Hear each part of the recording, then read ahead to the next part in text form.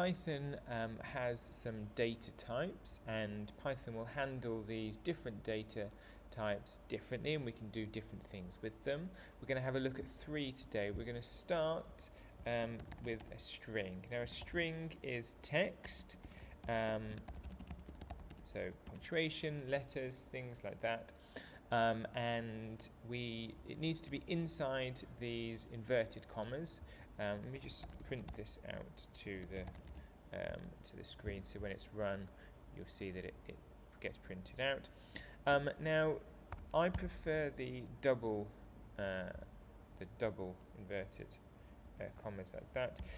It will still work if you've got the single inverted commas. However, if you've got an apostrophe in here, so for example, Pete's guitar, and then run this, we're going to get a syntax error, because Python will just look at this first bit inside the first inverted comma and the second one, and then this second bit here is gonna cause some problems. So that's why I find it just easier just to always use these two the double inverted commas, and it will look a little bit like this. So now that should run absolutely fine.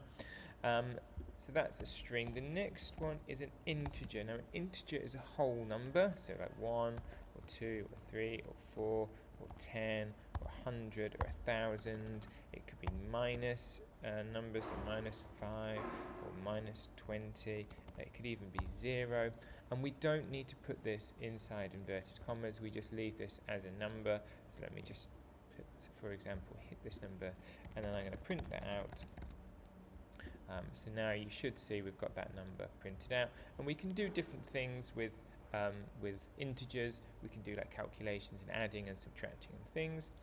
The next data type I'm going to show you is a float, and a float is a decimal number. So for example, 4.5.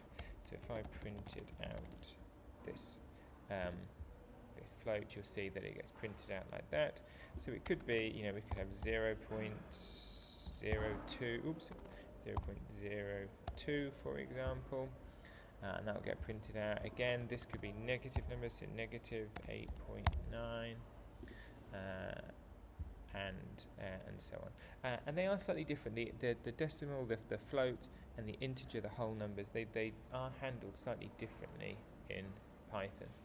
I want to show you now how they will kind of like manifest themselves in Python. Let's just say I've got number 1, and I'd written it as a string, as the number 30, and I've got number 2, again is going to be a string, 76, and I'm going to say that the answer